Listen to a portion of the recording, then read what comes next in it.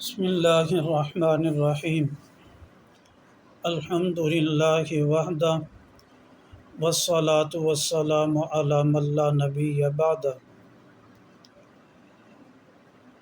ایک حدیث مبارکہ ہے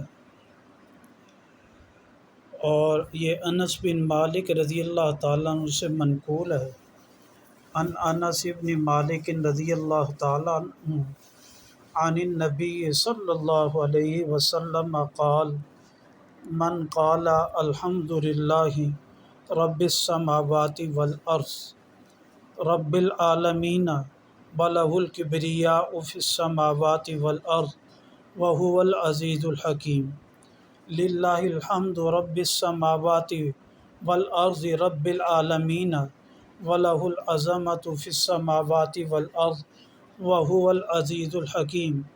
للہ ملک رب السماوات ورب الارض ورب العالمین ولہ النور فی السماوات والارض وہو العزیز الحکیم۔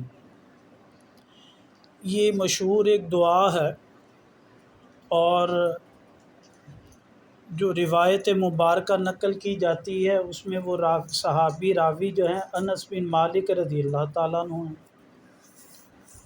اس دعا کو پڑھنے کے بعد مشہور یہ ہے، کہتے ہیں کہ اس کا ثواب اگر وہ کہے کہ میرے والدین کو پہنچا دے تو اس پر اپنے والدین کا جو حق تھا اس شخص نے ادا کر دیا۔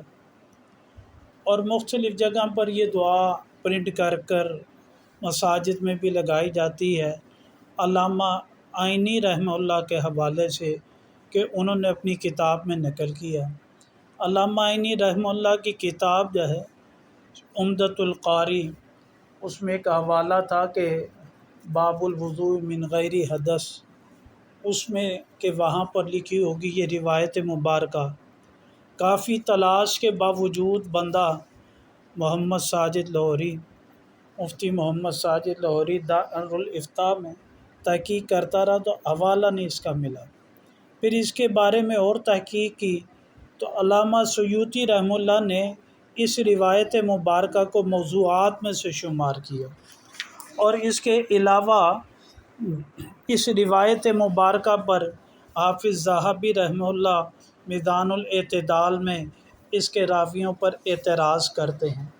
آخر میں حکم یہ ہے اس بارے میں اس روایت کو نبی پاک صلی اللہ علیہ وسلم کی طرف منسوب کیا جائے یا نہ کیا جائے۔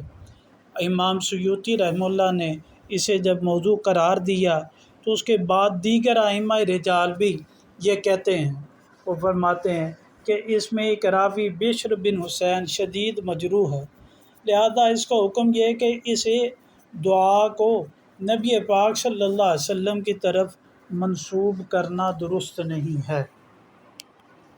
اللہ تعالیٰ صحیح سمجھ نصیب فرمائے اور عمل کی توفیق نصیب فرمائے۔